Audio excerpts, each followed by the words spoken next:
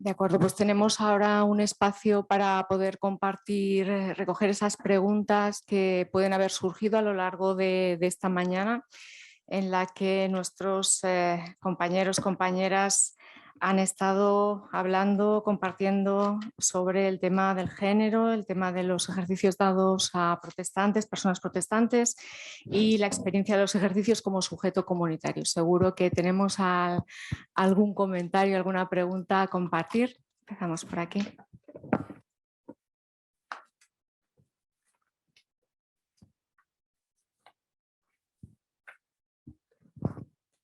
Una pregunta a Elizabeth. I speak in English. So, thank you for your talk. Muchísimas gracias por esta presentación y sobre todo por este ejemplo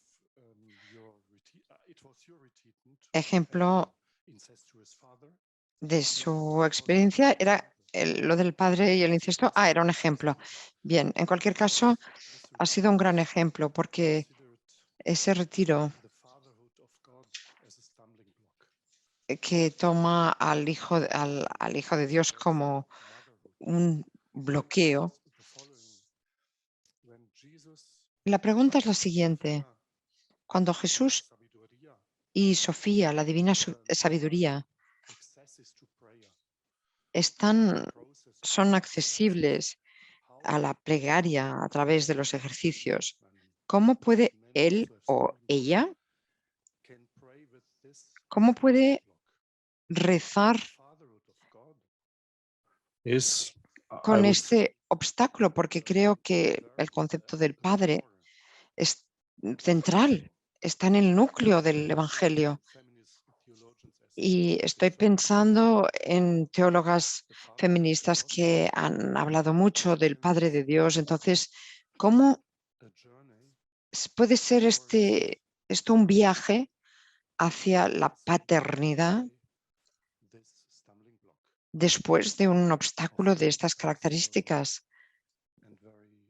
tan personal y una experiencia que hiere, que deja esa marca, sin duda, ¿no? Yo creo que mi respuesta igual no será muy satisfactoria, pero considero que el director en este caso será fundamental para ayudar a la persona a encajar el dolor, no un dolor que sea paralizante, porque entonces la emoción se detiene, pero que tenga un malestar suficiente como para dar un paso más allá en cada momento. Yo no puedo decir nada al margen de una relación específica con una persona que está en el retiro. Debería estar yo misma dentro de esta relación para opinar. Pero yo creo que el desafío para el director de los ejercicios espirituales es acotar un espacio con seguridad suficiente para que la persona pueda estar ahí y que Dios haga la labor que tiene que hacer. Yo no puedo predecir cuál será el resultado así de antemano. Y como directora, no puedo hacer que nada suceda. Lo que sí puedo hacer, sin embargo, es acotar ese espacio, escuchar con mucha atención y detenimiento y, como haría cualquier buen director, intentar observar el lugar donde se produce el movimiento y hacia dónde va y decir, quédate aquí, estate aquí. Creo que esa es la mejor respuesta que puedo dar, porque cada experiencia es única, particular y genuina, y Dios va a actuar de manera única y genuina con cada persona. Como decía, igual no es una respuesta satisfactoria.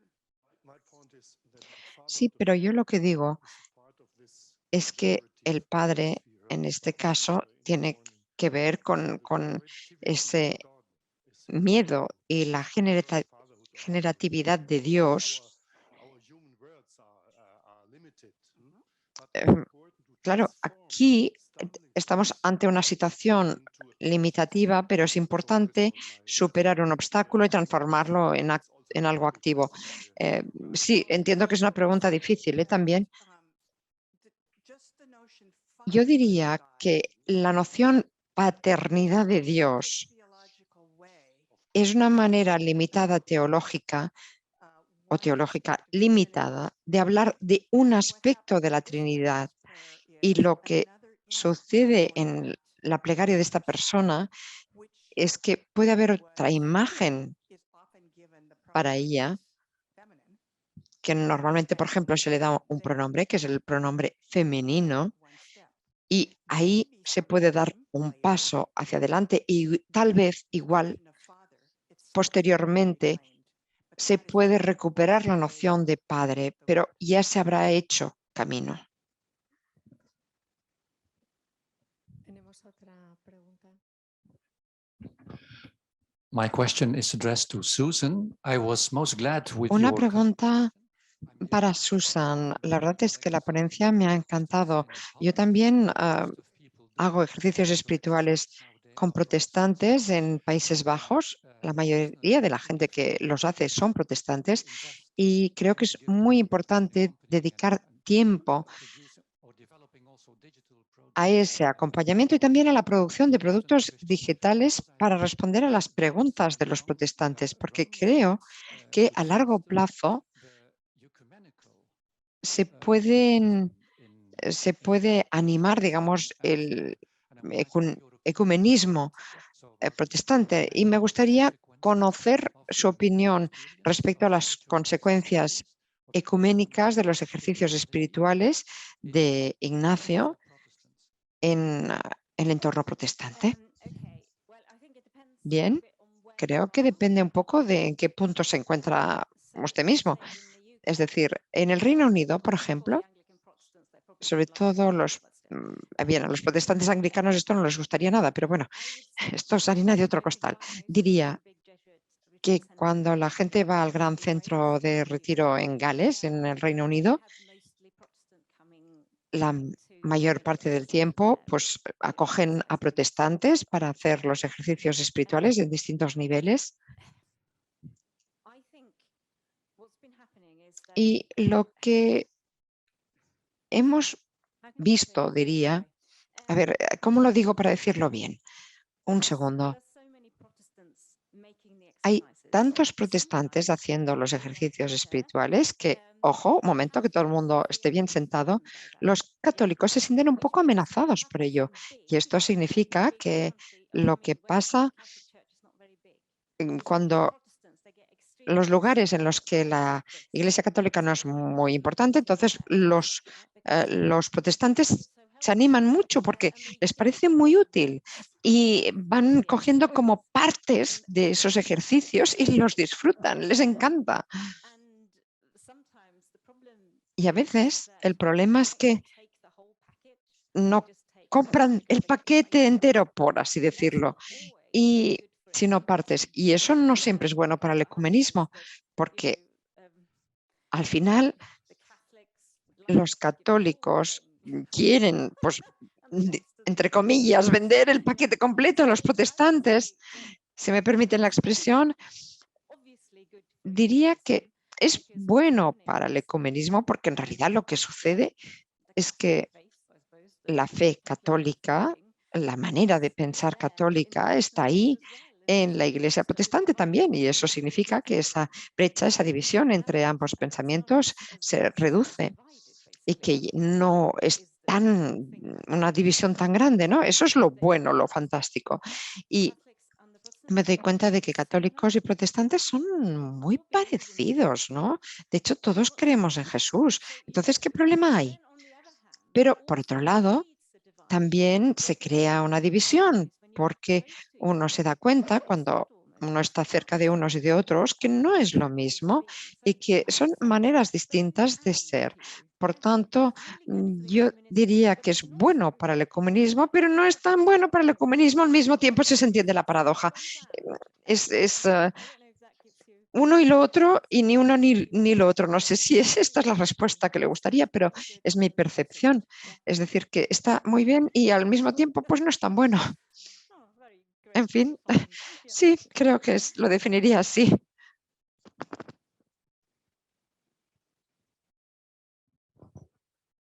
Thank you very much for the presentations. I have one. Muchísimas gracias por la presentación. Yo tengo una pregunta para cada uno, si me lo permiten.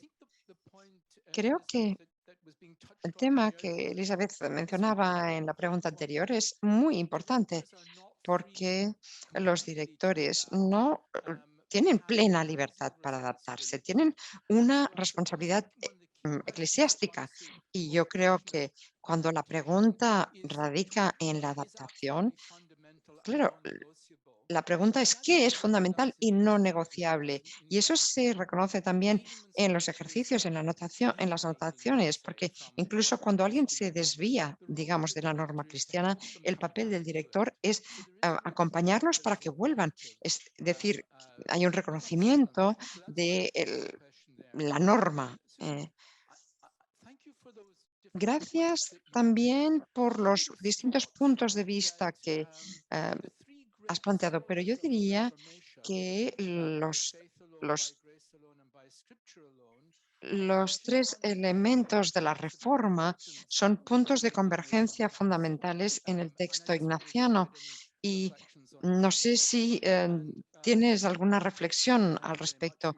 Y José, gracias por la presentación. Realmente creo que es una presentación muy importante en la actualidad, pero una de las cosas que se me ocurre es que la parte de desolación en un grupo muchas veces son individuos que están en ese momento de desolación y que impiden que el grupo avance en el consuelo. Por tanto, me pregunto, cuando tienes esa fragmentación en un grupo, ¿qué harías desde un punto de vista de procedimiento? Gracias.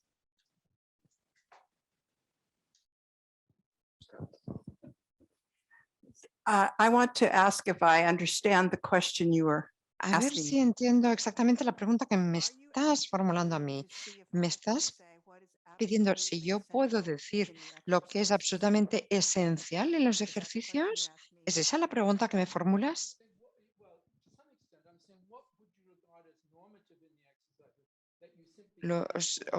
Lamentamos, pero no se está utilizando el micrófono y sin micrófono no es posible interpretar.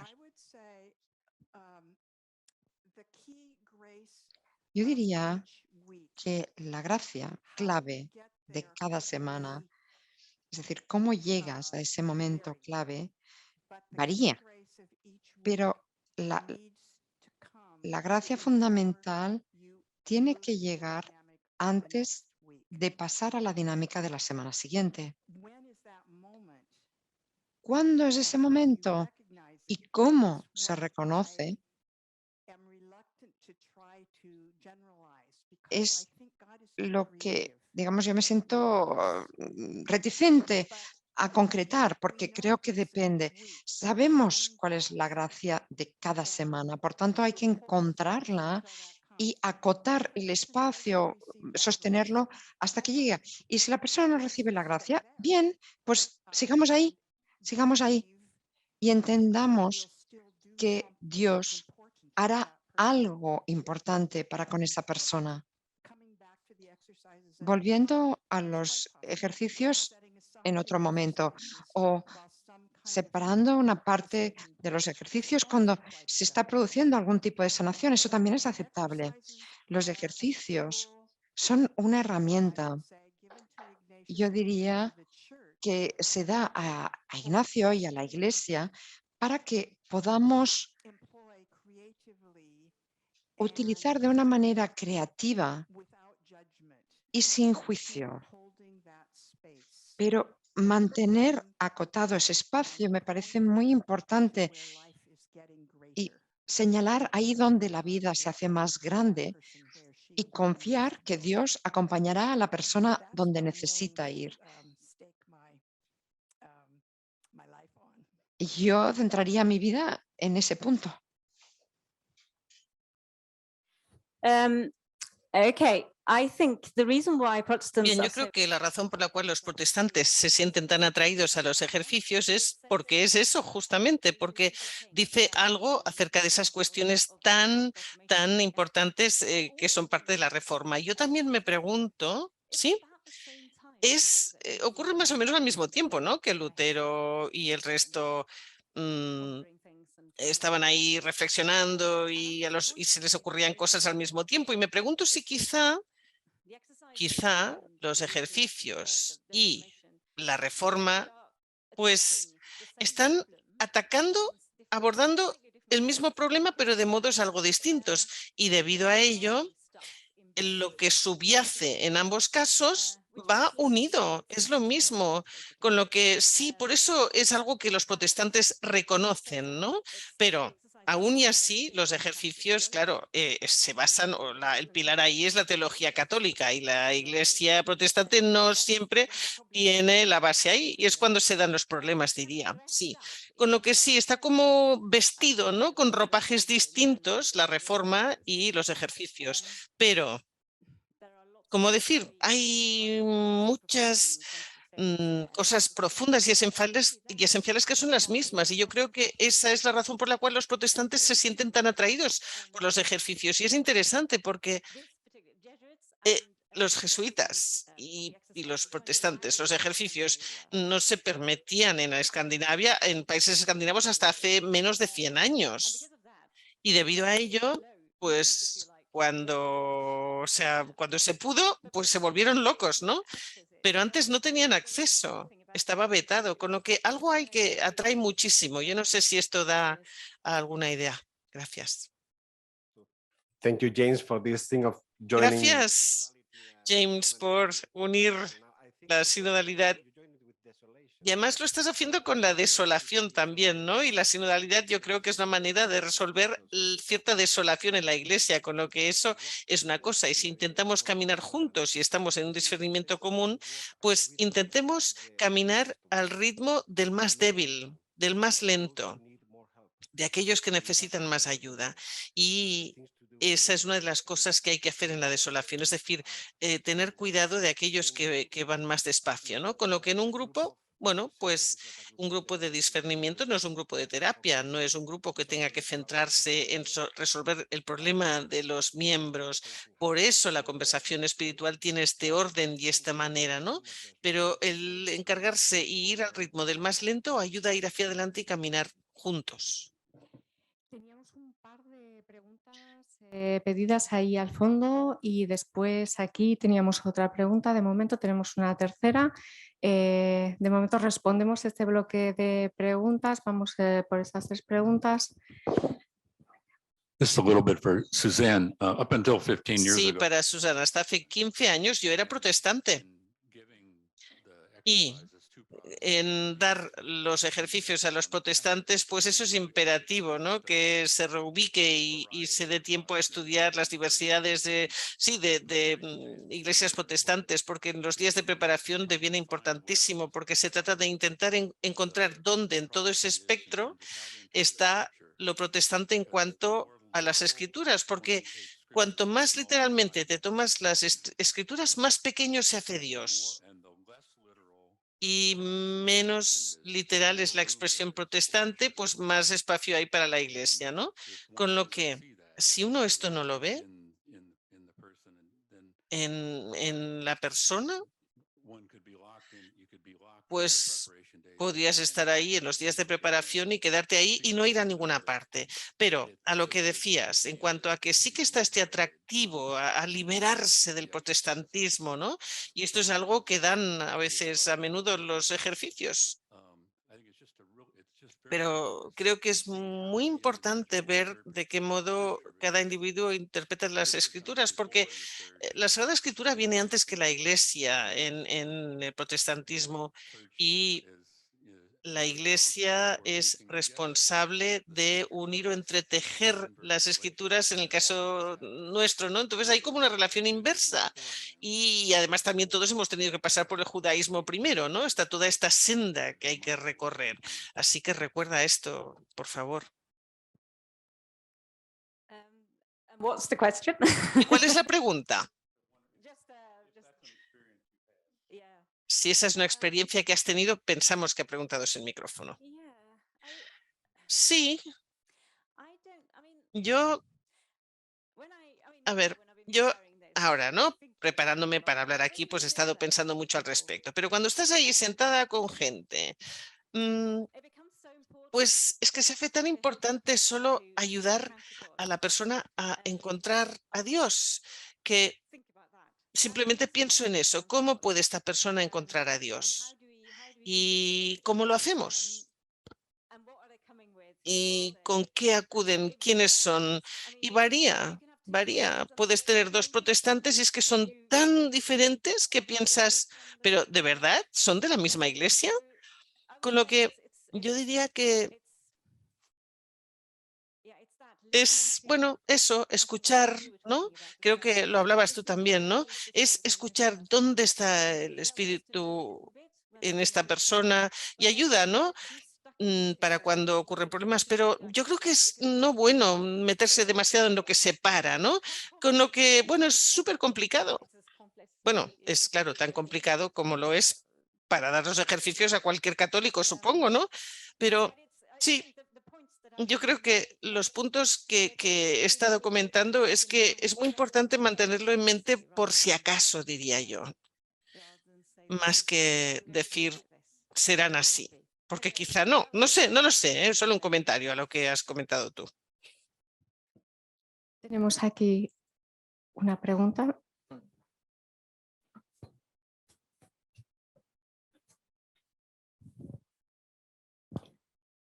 Thank you all for such wonderfully rich presentations. Gracias por unas presentaciones tan increíblemente ricas.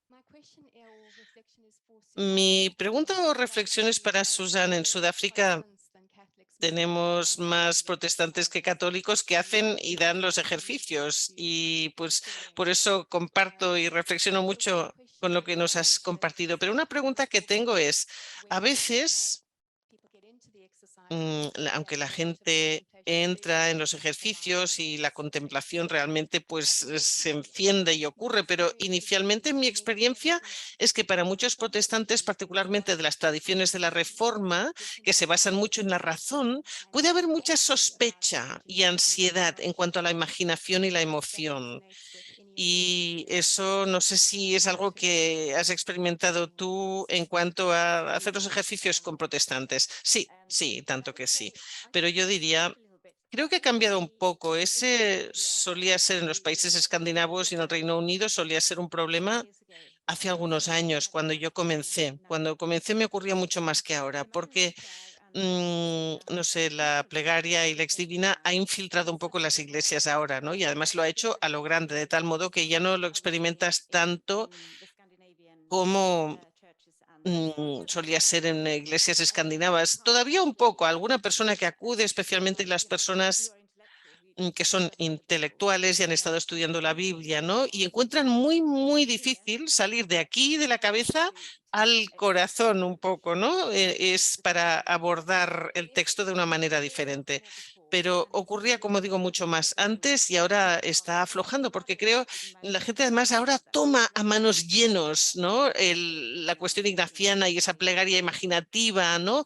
Y se comprometen de otras maneras. Y eso se está como contagiando entre los jóvenes y no tienen esta manera científica de pensar, al menos no tanto como solía ser el caso. No sé, posiblemente sea un poco distinto para distintos protestantes y distintos pasados. Eso es lo que pienso. Gracias.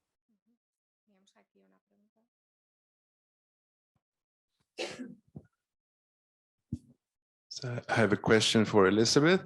Tengo una pregunta para Elizabeth. En Escandinavia, asistir a retiros, digamos que para, vamos, 75-80% de las personas que participan en retiros son mujeres.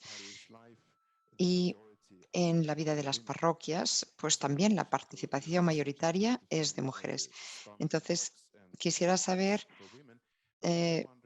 aparte de los obstáculos en el caso de las mujeres, quisiera saber si en los estudios de género puede decir que los hombres pueden aprender de las mujeres y en ese sentido sentirse más atraídos por los ejercicios espirituales. ¿Qué hace que las mujeres entiendan mejor los ejercicios espirituales? Una pregunta dicho o formulada de otra manera. Estamos presentando los ejercicios espirituales hoy, y lo digo ya con cierta polémica, de manera totalmente, auténticamente femenina, de manera que los hombres parece que no lo acaban de entender. Pregunta muy interesante.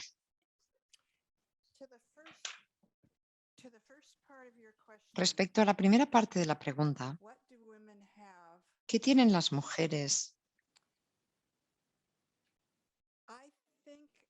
Creo que las mujeres tienen una mayor predisposición a reconocer o admitir la vulnerabilidad. Y por eso el espacio seguro es tan importante en el caso de los hombres como las mujeres también, porque si yo no puedo ser vulnerable, si mi cultura me ha dicho que yo no puedo ser vulnerable, ¿cómo puedo presentarme y ser vulnerable ante Dios? Creo que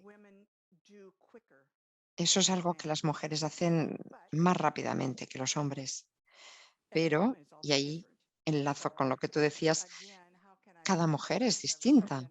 Entonces, ¿cómo podemos generalizar, hacer una generalización transversal?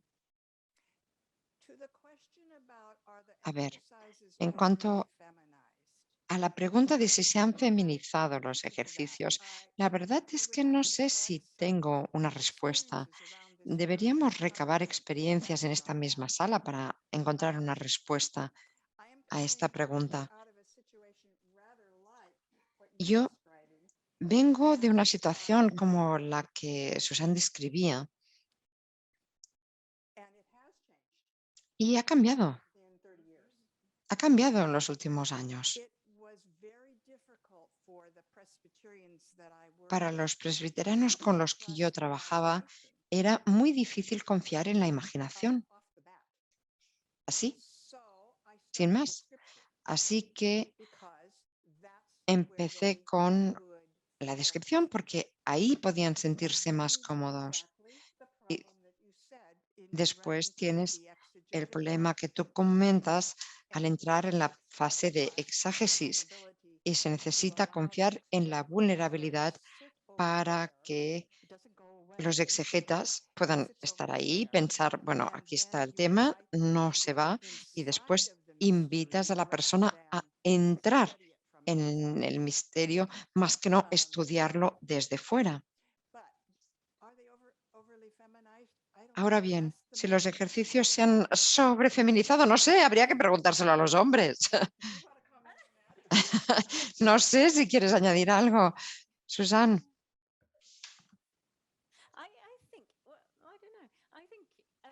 Bueno, no creo que sean los ejercicios. Si hay muchas mujeres, eso atrae a más mujeres. Es decir, si hay un grupo muy femenino, cuesta más atraer a los hombres porque parece que les gusta más, pues rodeados de hombres. Si tienes más hombres, llegan más hombres, ¿no? Así es como funcionan las cosas. Pero creo que todo el tema de el retiro y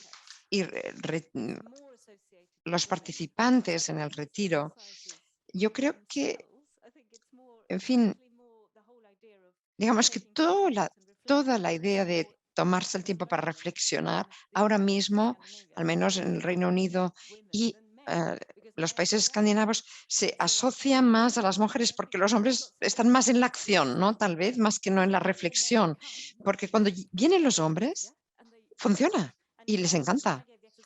Y hace unas semanas, por ejemplo, en los ejercicios, en ese momento tuvimos más participantes hombres que no mujeres, así que depende, pero no es el texto en sí, creo que es la situación, el momento.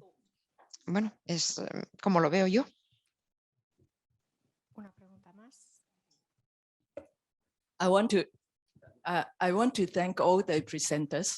Quiero agradecer a todos los ponentes, las presentaciones.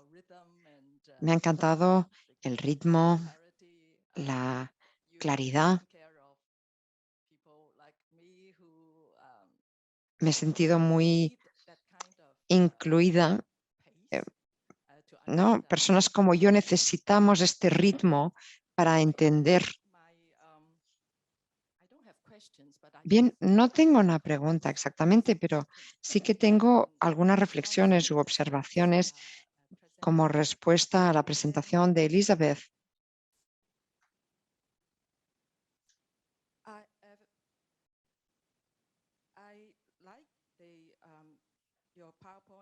Me ha gustado mucho su PowerPoint cuando hablaba de los aspectos prácticos de los directores, a qué tienen que prestar atención, y los participantes, tanto hombres como mujeres, sin división de género.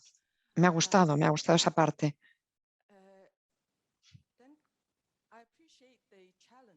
También aprecio los desafíos a los que nos enfrentamos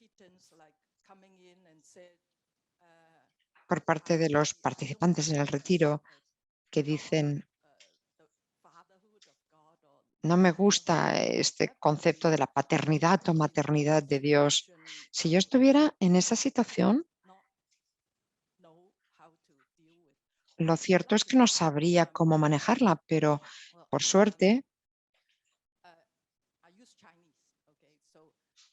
yo hablo el chino, y el chino, tanto si es cantonés o mandarín, no hay género. Cuando pronunciamos, no hay género, expresión del género. Y yo creo que, por tanto, no nos enfrentamos desde un punto de vista lingüístico a ese desafío.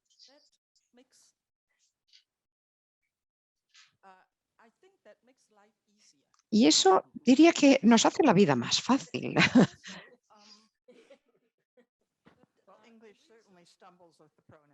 Sí, bueno, el inglés topa con el tema de los pronombres.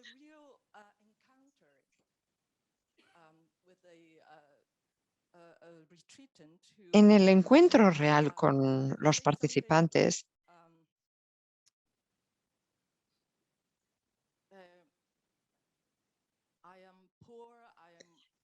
decimos, por ejemplo, yo soy pobre o débil o no tengo dinero. Entonces, ¿por qué esperas de mí que yo rece por el acceso al poder o al dinero? Si yo tuviera un participante en el retiro de estas características, yo volvería a la tentación de Jesús, por ejemplo. Jesús, en ese momento, literalmente, no tenía poder o dinero, pero la tentación, tanto si eres hombre como mujer, joven o mayor, rico o pobre, existe la posibilidad, ¿no? Existe siempre esa tentación. Por tanto, yo remitiría a la persona al Evangelio, a cómo Jesús pues luchó con el tema de la tentación. ¿Cómo lo hacemos todos? Porque me parece que eso es una puerta de acceso, es un potencial, brinda un potencial para, bueno, tratar el tema del poder y del dinero. Y yo creo que eso es algo que nos debe hacer rezar, en lugar de decir: mira, yo como soy pobre no necesito este tipo de plegaria.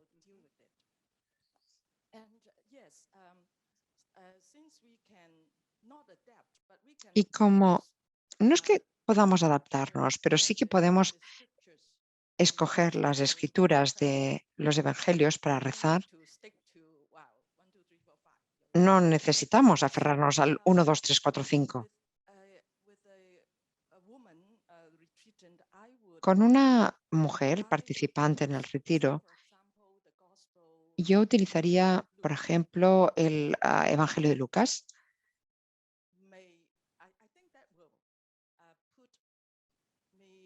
Y yo creo que eso